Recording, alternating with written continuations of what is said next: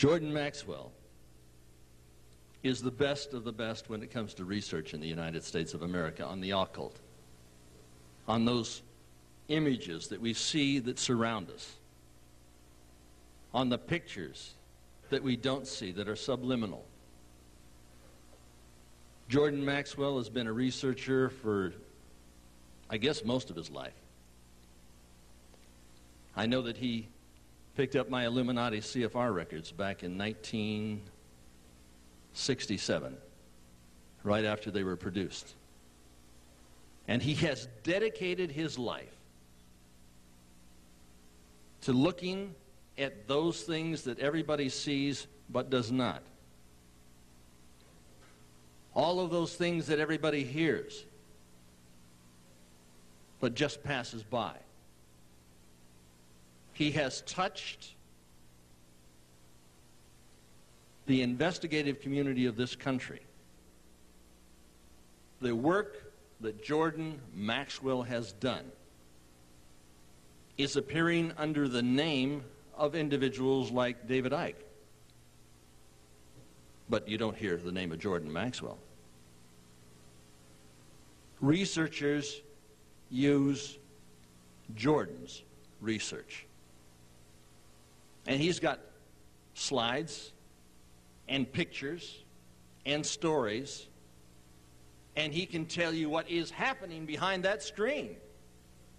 Because all of us, we take a look at it, and there's just a screen, there's a white screen. Sometimes there's an image on it. But he's going to talk to you tonight about what's behind that. What I'd like you to do is stand with me and welcome my friend, Jordan Maxwell.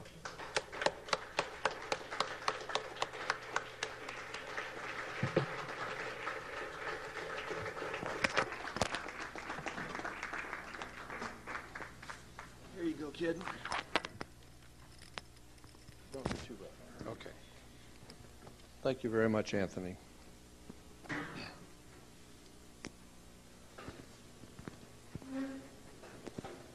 Testing, 1, 2, 3. Can you hear me? No. Okay. Well, we'll try it. My mother had an uncle when I was growing up as a child. I only remember him faintly because I was very little, who worked in the Vatican, Secretary of State's office. He was not clergy, he was civilian. And I grew up in my hometown having two uncles who were federal judges. My great-grandfather was a senator from the state of Florida, a very powerful man, and he died in office because they couldn't get rid of him. Why? Because he was mobbed, and everybody knew it. My Uncle Joe Valenzino used to come over every now and then with this big cigar and sit, and my father used to tell me, don't you ever, ever ask Uncle Joe what he does for a living. Ever. You just take whatever little presents and be cool and sit down, and if you open your mouth, I'll knock your teeth out, okay? So I understood. There was a system in operation. My mother, my beloved mother, my father, my family, all of my family, including myself, were born and raised Catholic. So I'm not talking about the Catholic people. I'm not talking about the black people. I'm not talking about the Jewish people. I'm not talking about people. I'm talking about political organizations. We're talking about institutions that are financed all over the world. Huge, powerful financial empires. That's what I'm talking about, not the people. So I grew up understanding that there was a whole system in operation, and I decided at the ripe old age of 18, when I left home to come to California, I wanted to be on my own and do my own thinking. And I started out immediately collecting and reading books on Nazism, the communist movement, the philosophies, all the different occult sciences.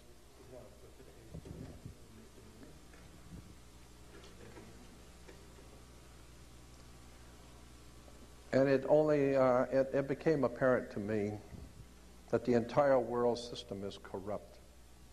So what we have today on the world scene, we call them world governments and United Nations with all the different governments represented. In point of fact, what we're seeing is gang wars. We got the Crips and the Bloods and the East Side Gang and the West Side and this group and that group. And today we call them nations. No, they're only gangs. They're all corrupt, money-grubbing.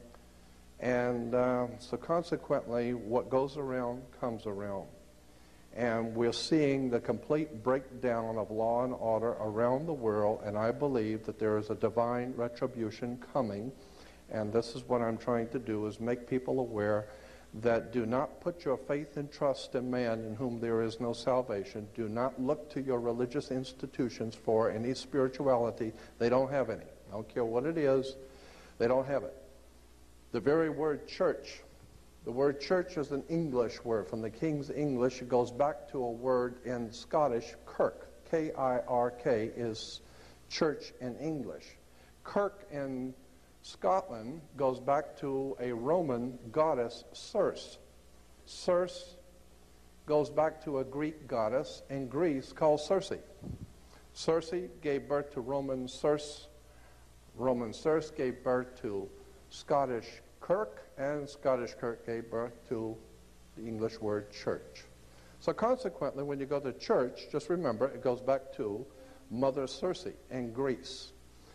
Circe, if you go back to the library and get some books on Greek mythology, it will tell you that her name gives birth to what we call the church today.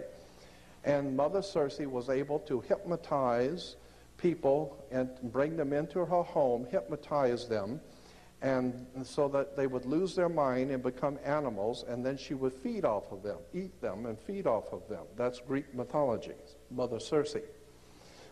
So consequently, Mother Church has done just that. She has hypnotized people, brought people into her house, and consequently lives off of them. One of the most important financial institutions in the world is the Roman Catholic Church, and all the other churches like the Mormons and Seventh-day Adventists and Christadelphians and Jehovah's Witnesses are trying to catch up with. Consequently, all you need to do is just go see Godfather 3, and it will tell you, that's a true story, Godfather 3, about the killing of the Pope, when the propaganda duet, the P2 Lodge of Freemasonry, had to get rid of the Pope, because he was a good man. That particular Pope was a good man, and he wanted to try and straighten out the church, and they figured they'd better straighten him out. So he was dead. He died on the 33rd day of his pontificate. He died on the 33rd day. I think that's interesting. And that's in the movie Godfather 3.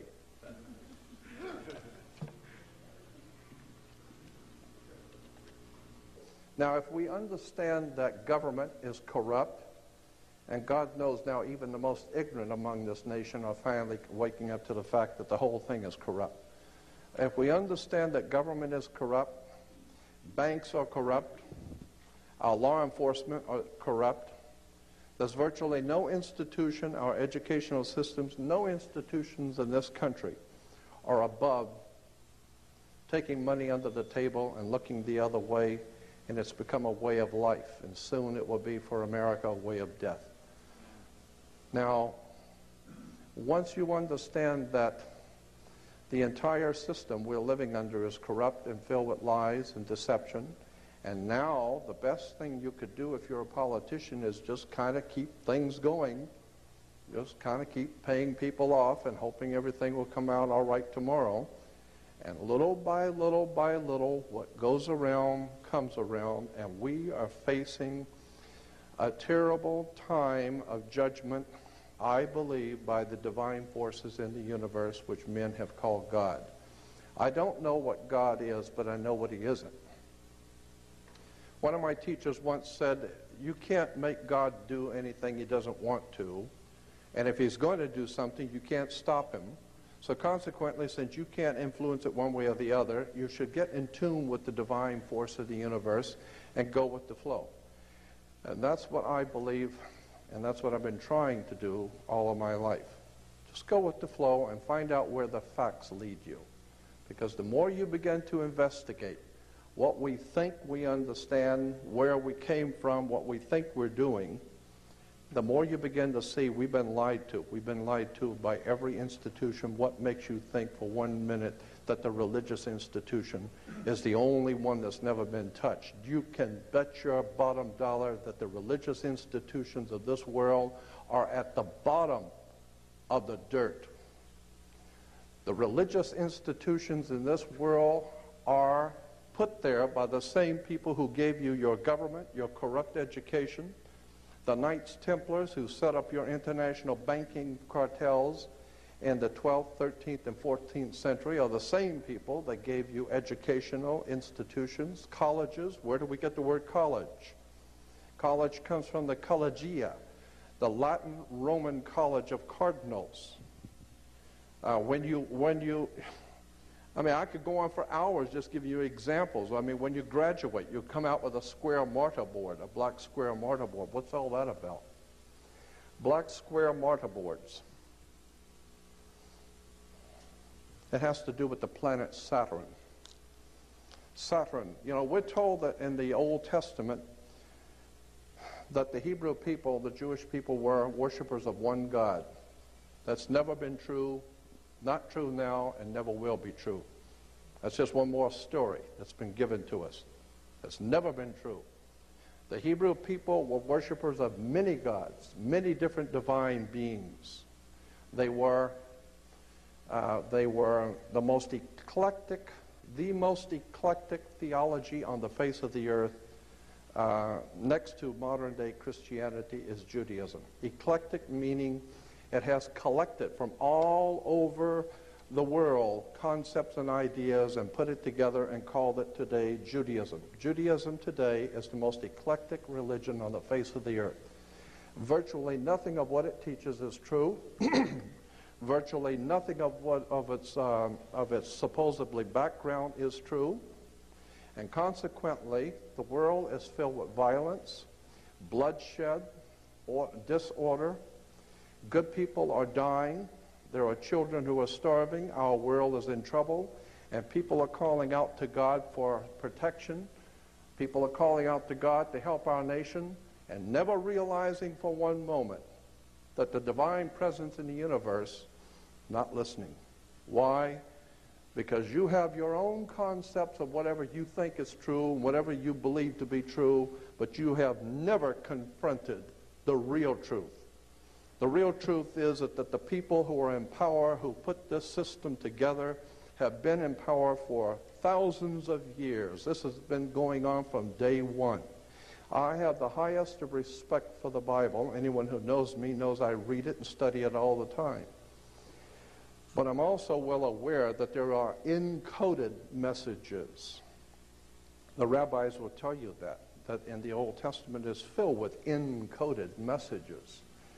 And I believe that Christianity is probably the most powerful encoded message the world's ever had. It's one of the oldest messages in the world, and I believe that the Christian teachings in the original scriptural understanding is the most important, volatile story the world's ever known. And it's sitting right in front of you, and most people don't even see it. Let me go back to the original Hebrew religion. Because it forms the basis for Christianity, we need to look at where did any of these things come from. I'm famous for doing that. I couldn't care less who I offend. I want to know the truth. And all you got to do is go to any good library and just start reading.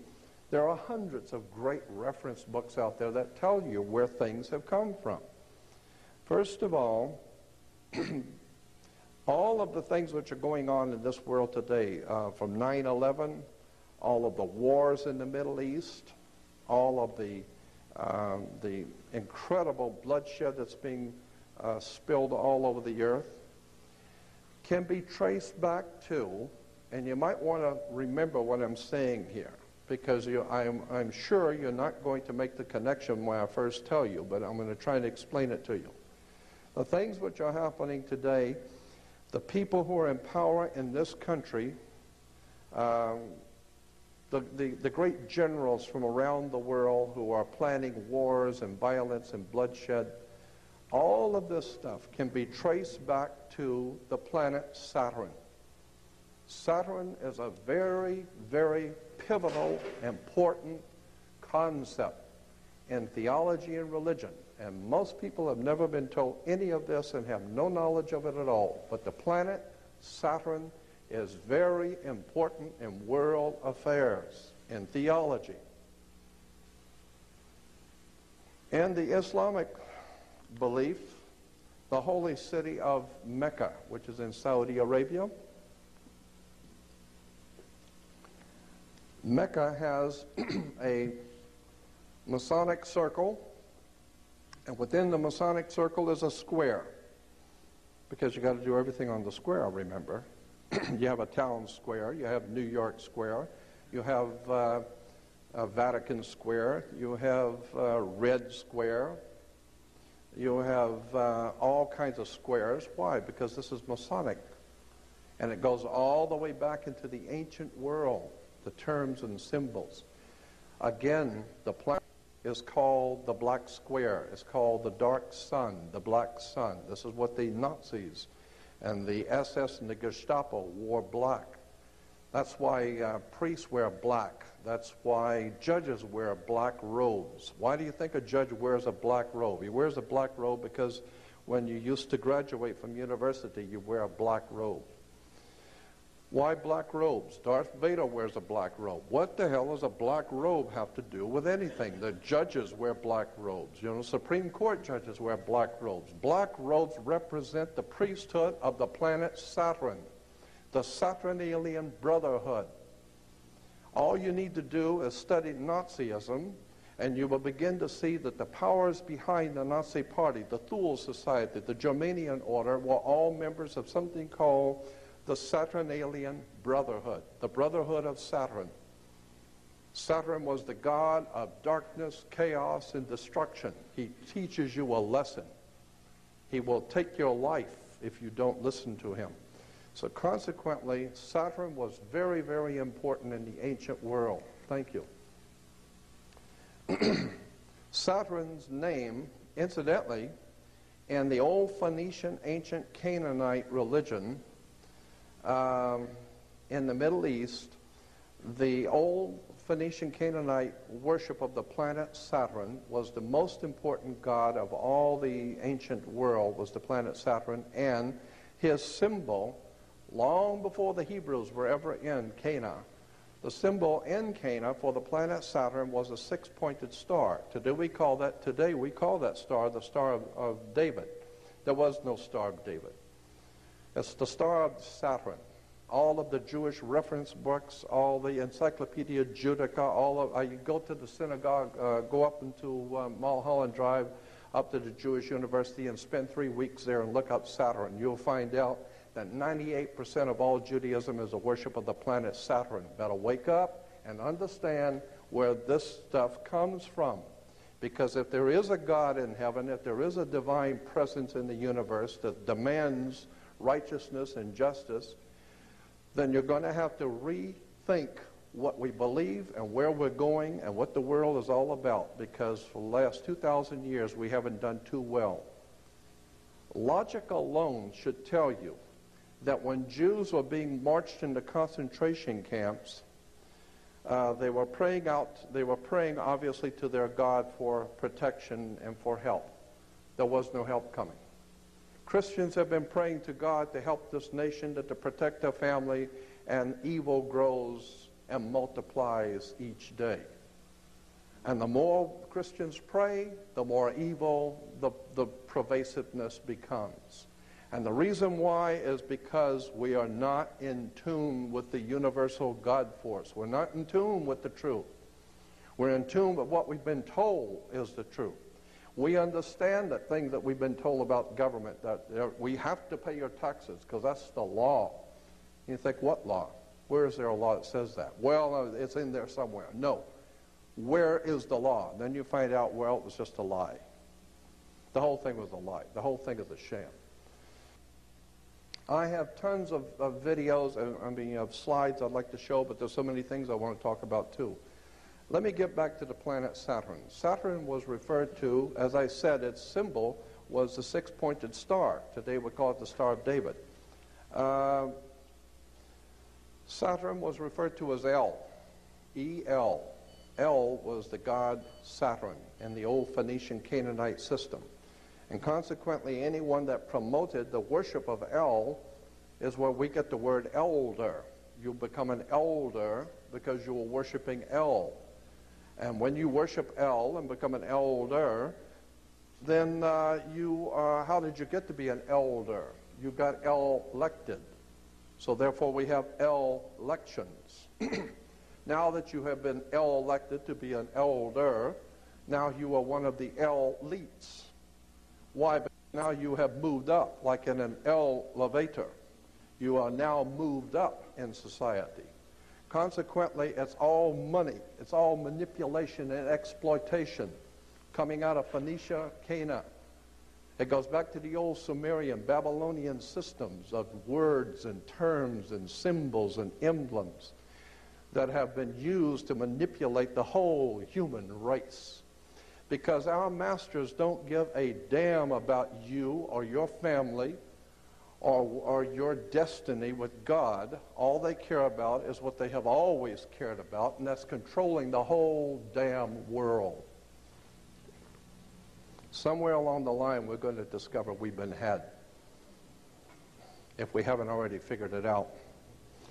I want to show you how the planet Saturn, the Saturnalian Brotherhood, the worship of the planet Saturn, Saturn's color was black. The black, each one of the gods and each one of the planets were associated with a different color. Green was associated with Venus, and that's why today in Islamic countries today you will see all of their flags and harlotry in Islamic world are in green. And you'll see the crescent with the star. Many people think the crescent is the crescent of the moon, but it is not. According to the actual research documents, the crescent on the Islamic flags is the crescent of the planet Venus. And the star represents Venus. It is a religion that is based on the worship of Venus, but which has incorporated the Saturnalian philosophy in it. So, like all the other religions, it is also a very eclectic religion. We hear that God's name is Yahweh. Let me tell you something about Yahweh. I mean, I've spent 42 years looking at this stuff, and as far as I'm concerned, I'm amazed at how many people don't even begin to know what these words mean. Yahweh is not the name of God. Yahweh in Hebrew is an expressive term. It's expressing something. It's describing something. It's not a formal name of God. Yahweh in Hebrew simply means, and the best way to explain what the word means is to take a garden hose and hold the end of it, turn on the water, and you feel the pressure building up. When you release the hose, it's a release of pressure. It's a release of energy.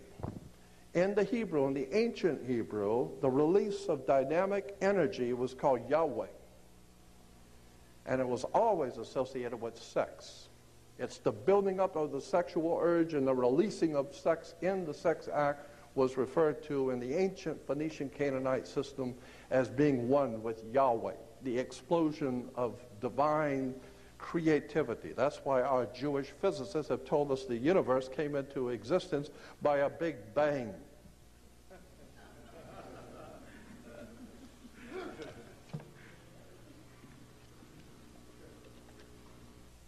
The ancient Phoenician Canaanites said that the women should listen to their god Saturn. They always knew Saturn had rings.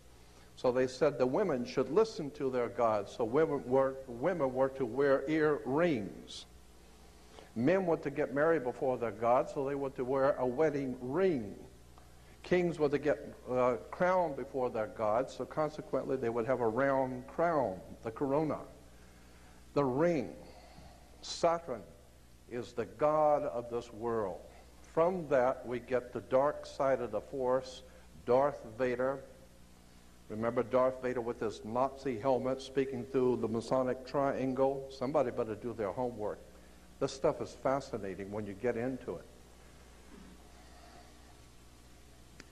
In the ancient Phoenician Canaanite system, when it finally bled into Europe, thousands of years ago, it formed what we call the Celtic Druidic system. The Celtic Druidic system had its origins in the old Phoenician Canaanite system. That whole area we call today Israel and Lebanon, that was called Phoenicia, Cana. And consequently, that whole system of the Canaanite religion found its way into Eastern Europe and then into Northern Europe and formed the basis theologically for what came to be known as the Celtic Druidic system.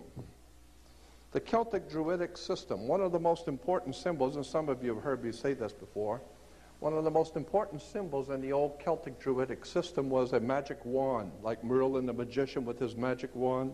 That's Celtic Druidic. Magic wands were always made out of holly wood. Okay? And they're still working their magic on us in Hollywood. Consequently, we go back to Yahweh. I mean, have you ever wondered why we call God the Father? You ever thought about that? I mean, women, some of the women's liberals were saying could be a God the Mother, you know. I don't know. But the point being is that why do we call God the Father? It's because of rain. Rain is why we call God the Father. And consequently, the idea was that the earth was our mother, Mother Nature, Mother Earth.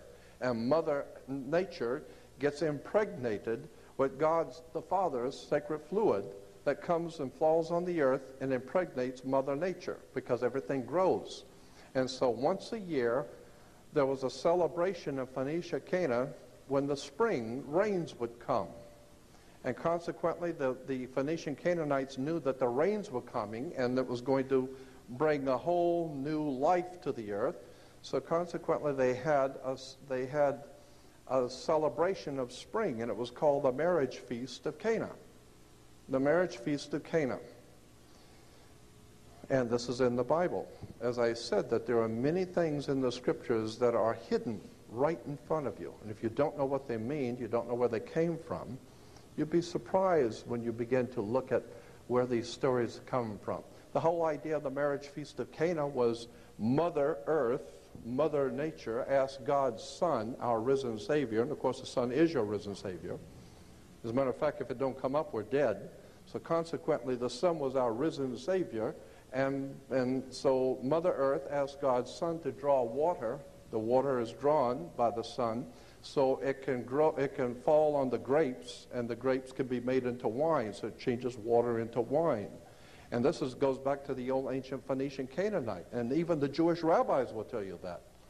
Consequently, there are symbols and ideas and concepts in government which are put there purposely to mislead you. There are symbols and ideas in all of our systems purposely to mislead you. And I'm saying that even the theological basis for what we think we're doing has also been misled. And until such time as we get it right, we're never going to have that divine protection that the universe offers you when you're doing it right. And again, what I do is not to offend anyone, but I want to show you how these things have crept into our modern day society. Our international banking cartels, which control, finance, and organize and direct all of this corruption, wars, and bloodshed, and we're all well aware of that, but most people don't know that international banking cartels go back to the Vatican. The Vatican, as far back as the 5th, 6th, and 7th century, was the power of Europe. The Vatican dominated Europe, and Europe dominated the world. Even the Uniform Commercial Code, the international banking codes of the world, are based on Vatican canon law. I mean, that's why when you walk into a courtroom, why do you have to go to court? Does anybody ever wonder why you go to court? I mean, you play basketball on a court, and you play tennis on a court. The whole idea in a court is to put the ball back in the other guy's court. That's right. It's just a game. Back and forth, they're throwing the ball back at each other, and the judge is there wearing a black robe. Black because of the planet Saturn. Saturn was the god of banking. That's why the judge sits on the bench. Look it up. Look up the word bench. You will find the word bench is a Latin word for a bank. So the judge rules for the bank. He don't care who's going to win or lose. Somebody's going to pay. And he's going to get paid. What does he care? Okay? So consequently, the judge rules for the bank. He sits on the bench. The whole idea is you're in court to play ball back on the court. How do you play tennis on a court? You play with a racket. Why? Because the whole thing is a racket. They're using terms and symbols and emblems. And they're playing on you. You know, a lot of people think, well, these are just play on words. Don't bet on it. We have something called the California criminal justice system. Criminal justice, not American justice system, not the people's justice system. It is the California criminal justice system. You think that's by chance? Think about it. You think that the government makes mistakes? The only mistake is that you're thinking that they're making mistakes. These guys know what they're doing. When they say criminal justice, they know what they're talking about. The criminals are in charge of the justice. That's why it's a criminal justice system. Okay? And if you go back into the most ancient times, and this is a subject I've always loved, is ancient theologies. If you go back into the most ancient times that we know of, all nations of the world and all the ancient world agreed that the most evil presence on the face of the earth, the most evil thing in all the ancient world was darkness. When the sun went down, it gets cold, and the boogeyman comes out. And all of the predator animals come out. They're coming out because it's cold, and they're looking for something to eat. And humans are not designed to live like that. Humans have thinner skin and are designed by their creator not to live like animals. I mean, we couldn't live in a forest like a deer that is sub-zero and it doesn't seem to bother him. You'd be dead in about an hour. But the point being is that darkness was the most evil thing that man had to face. And consequently, all of the predator animals came out at night. And it got cold. And consequently, when the sun would come up in the morning, that was the one thing that saved the human race, is the coming of the sun, God's sun, the light of the world. Of course, the sun lights the world. And the sun doesn't belong to China or Africa or anybody else. It belongs to God. So it was God's Son, our risen Savior. And of course, the sun is your Savior, because if it don't come up, we're dead. But once you understand the concepts and ideas, then you begin to question, why did Judas go out and kiss Jesus? The scripture, you know how in the scripture talks about Judas went out and kissed Jesus? First of all, many Christians think Judas went out and kissed Jesus to identify him. Logic alone would tell you that's not true. If you just think about it. I mean, in a little Mickey Mouse town, and where Jesus would have been living, in a little small, it's not Chicago, it's a little small town, and even the Romans back in Rome knew who Jesus was, so everybody knows who he is, everybody knows what he's doing.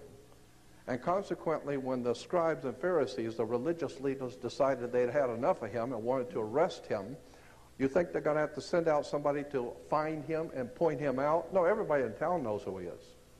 Well, then why did Judas go out and kiss him?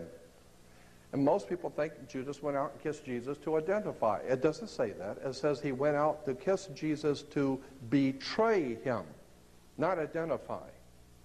What do you mean, betray? That's interesting, because even the mafia today, when they're going to kill you, they give you the kiss of death. They've kissed you off. Why? Because in the old ancient world, when a scorpion bites you, the scorpions in the Middle East have two stingers, one on top of the other. And when they bite you, they leave a cut in your skin that looks just like a human lips, looks just like lips. And consequently, the ancient people said that you just got the kiss of death. He just kissed you off, okay? And consequently, that's what Judas was doing, giving him the kiss of death. Why? It has to do with astrotheology. Very interesting stuff. Now, I could talk all night on this stuff because I love it, but I wanted to show you a few because I believe that seeing things are a lot more impressive than just hearing me talk. If you remember Indiana Jones in the Last Crusade, Indiana Jones and the Raiders of the Lost Ark, first of all, when Indiana Jones is going out to look for the Lost Ark, we're talking about the Ark of the Covenant. Where's the first place he goes to? He goes to Tibet. Now, why would you go to Tibet if you're looking for the Hebrew Lost Ark of the Covenant? Well, it's because Tibet has something very, very important connected to that symbol of the Ark of the Covenant. You better go back and look at the Buddhists and the Tibetans to understand the Ark of the Covenant, period. Second, where does he go? Once he goes to Tibet, who does he find up in Tibet looking for the Lost Ark if it isn't a Nazi? And consequently, where did they go from there? He goes directly to the Holy Land to look for the Lost Ark of the Covenant. No, he goes to Egypt. Why Egypt? It's because Steven Spielberg has many things, but stupid ain't one of them. He goes to Egypt because the whole idea of the Lost Ark is Egyptian, not Hebrew. 1,000 years before Hebrews were ever in the area called Egypt, the Egyptians had something called the Ark of the Contract. The Ark of the Contract, which I will show you, the Ark of the Contract was a box with two angels' wings, with wings over it, and it was an Egyptian symbol, and it symbolized a contract that the pharaohs had made with the gods who came down here from Sirius, from the ancient star system of Sirius. They were called, Sirius is called the dog star. And consequently, you take dog, D-O-G, and turn it around for us, it becomes God. G-O-D is dog spelled backwards. It goes back to Sirius, the dog star. It goes back to Anubis in the Egyptian. So that the Ark of the Contract became known as the Ark of the Covenant. No, it's the Ark of the Contract, and it was 1,000 years before Hebrews ever had it. Consequently, when you understand our symbolism in theology and religion, you come to find out that we have been sold a bill of goods on so much. And why do you have these institutions that the religion, philosophy, politics, all of these systems are institutions which are being financed, organized, and directed by the people who mean to put you into bonds and chains. God has created all of the animals to be free. He created everything. God who has created all things. Freedom is the one thing that you see everywhere, except for man. And consequently, the real freedom in man is up here. Consequently, the old Hiram Mann, one of the first governors of the state of California, Hiram Mann said, I think it was Hiram Mann that said, when no man is safe, when freedom fails, the best men rot in filthy jails, while those who cried, appease, appease, are hung by those they tried to please. Meaning that there can never be a common cause with darkness. There's no place for light dealing with darkness. You have to know the truth and seek the truth, and the truth will set you free. That's an old adage, but it's true. The more you educate yourself, the more you understand where things come from, the more obvious things become, and you begin to see lies everywhere. Let me show you a few slides, because I got tons of them, and you don't have to put that in right now. No, I just got that just in case something were to happen. Smith's Bible Dictionary. In Smith's Bible Dictionary, you look up the word ark. Thought I had a larger. Anyway, the word was adopted from the Egyptian. There's an Egyptian ark. It goes on to say that the ark was a ark of the contract in Egypt, which was copied later by the Hebrews and called the Ark of the Covenant. Here's a dictionary of the Bible, another one. And there again, you look up the word ark, and it will tell you it was an Egyptian ark. The Egyptians had and came up with the idea of a sacred ark. There is the ark that was found in King Tutankhamun's tomb, when they found the tomb of King Tut. And there is King Tutankhamun's ark that was found in his tomb. Here it is again. You will see the Egyptians carrying the ark. Again, you will see at the top left, they're carrying the Holy Ark. This is the Egyptian, not Hebrew. This is 1,000 years before Hebrews were ever even near Egypt. They had the lost Ark. Now, the next one is Solomon's temple. We're told about King Solomon's temple.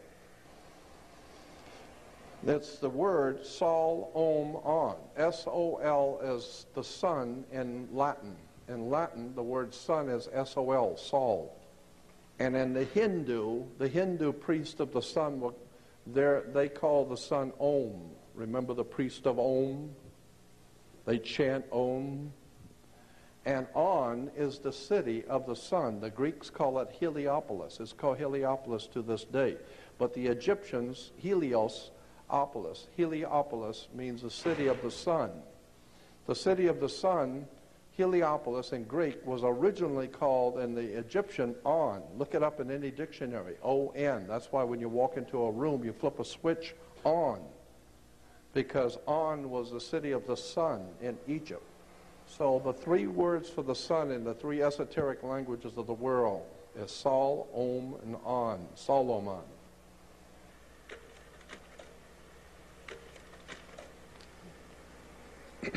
No, that's not Bill Clinton. This is a Egyptian god named Min, M-I-N. And you'll see the Egyptians climbing the pole. It's called the ceremony of climbing the pole of Min. The pole, of course, is the representation of the male phallic. One of the most important is that of the maypole. This relic of pagan tree worship originally represented the cosmic axis and the phallic power of the sky god. Here, dancing around the maypole, and have no idea in the world that women are dancing around the male phallic. These are called scepters of power. These are symbols of male power. Yeah, that's what it means.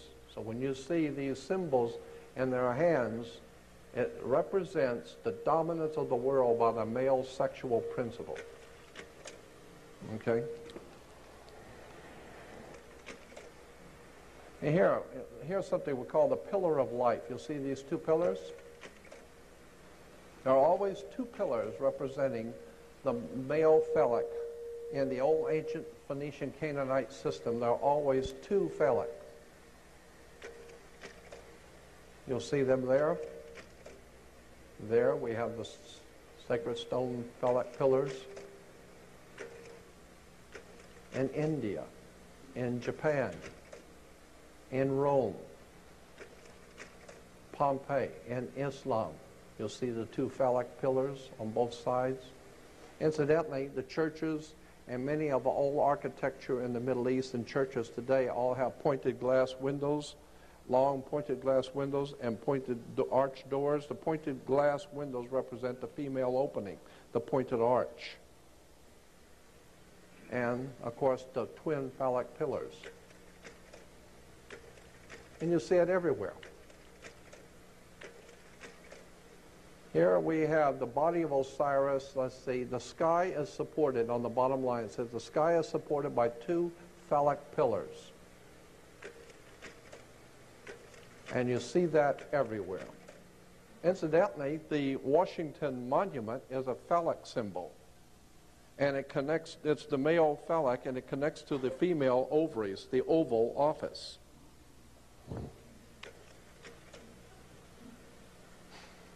The Egyptian idea, the Egyptian convention of twin phallic pillars at the temple gate was copied by the temple at Jerusalem, where the right pillar was named Jachin, God makes him firm, and the left pillar was named Boaz, eagerness and strength. What are we talking about? Jachin makes him firm, and eagerness and strength? That's in the Bible, 1 Kings.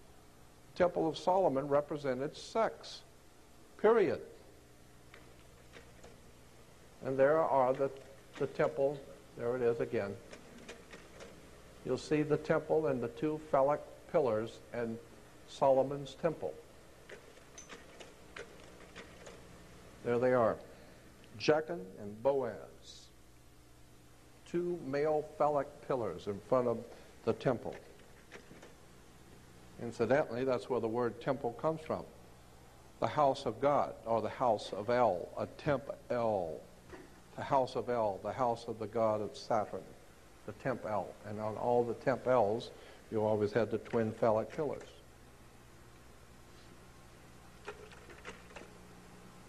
There it is in downtown, on Wilshire in downtown Los Angeles, the synagogue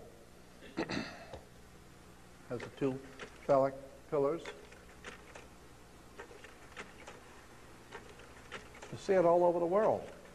All over the earth you see twin phallic pillars going all the way back to the Phoenician Canaanites. This is over in Pasadena at the British Israel Masonic Ambassador College.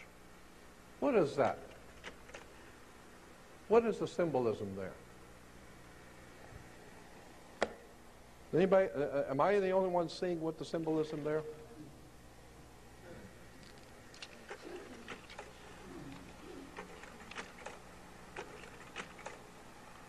There's the king with this phallic symbol on both sides of the... Now, pipes were also, the musical instruments, both flute and reed pipes, had a place in primitive fertility rites owing to this phallic appearance. And the second line goes on to say, singles and double pipes, among other instruments, are depicted in the Mesopotamian art from the 3rd century millennium. And then it was also adopted into Christian theology. So pipes